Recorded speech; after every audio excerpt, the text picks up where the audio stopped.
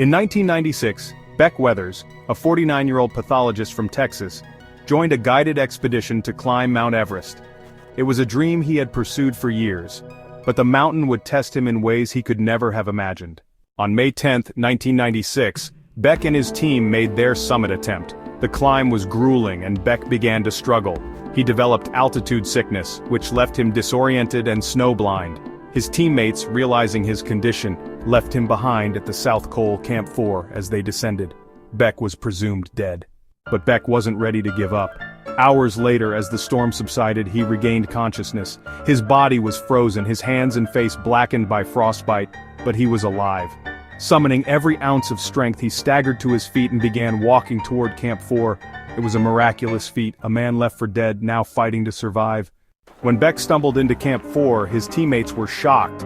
They had assumed he was gone. His condition was dire frostbitten, hypothermic, and barely conscious. The team did what they could to stabilize him, but the storm had left them with limited resources. Beck's chances of survival were slim. The next morning, a team of Nepalese soldiers and Sherpas arrived at Camp 4. These brave rescuers, led by Lakpagelu Sherpa, were part of a mission to save survivors of the disaster. When they saw Beck, they knew his chances were slim, but they refused to give up. They wrapped him in warm clothing and began the treacherous descent to lower camps. The journey down the mountain was harrowing. Beck, barely conscious, was carried and supported by the rescuers, who risked their own lives to save his. At one point he had to be lowered down steep sections using ropes, as he was too weak to walk. The Nepalese soldiers and Sherpas displayed incredible strength and compassion, ensuring Beck made it to the western CYM, a glacial valley located between Everest's base camp and Camp 2. From the western Qum, Beck was airlifted by helicopter.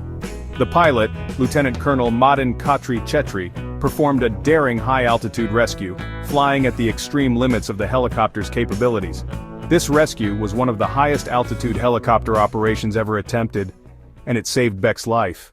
Back in Texas, Beck's wife Peach had been fighting her own battle. When she learned Beck had been left for dead, she refused to accept it. She became a relentless advocate for her husband, pressuring expedition leaders and government officials to mount a rescue mission. Her unwavering belief that Beck was still alive played a crucial role in saving him. Beck's survival came at a great cost. He lost his right hand, the fingers of his left hand, and part of his nose to frostbite.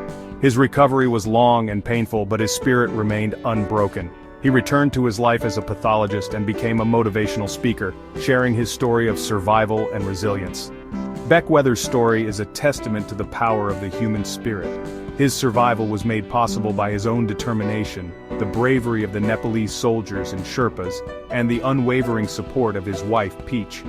Together, they overcame the impossible, transforming tragedy into a powerful testament of resilience, hope, and the unbreakable human spirit.